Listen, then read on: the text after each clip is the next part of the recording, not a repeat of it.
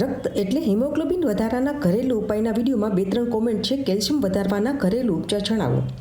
Calcium વધારવા સાંધા કાયમી પ્રોપર રહે તે માટે કે સાંધાના દુખાવામાં રાહત રહે તે માટેના ઘરેલું આયુર્વેદિક ઉપચારમાં એક રેસીપી શેર કરું છું, જેમાં 52નો ગુંદ એટલે કણી ગુંદ યુઝ થાય છે.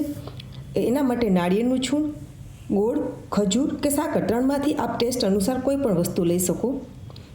કણી ગુંદને ઘીમાં શેકી ધીમા તાપે શેકવાનું, જેથી ગુંદ ફૂલાઈ જશે.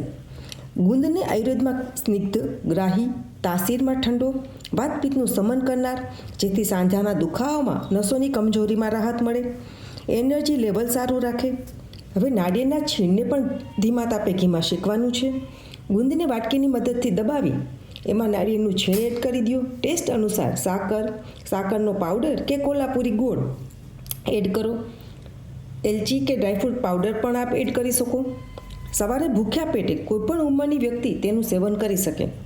સાંધાના દુખાવાવાળા માટે કે જોઈન્ટ પોતાનું પ્રોપર કાર્ય કરી શકે તેના માટે નેચરલી કેલ્શિયમ મેન્ટેન કરવા માટેનો આ એક સુપર ઇન્ડિયન ફૂડ છે.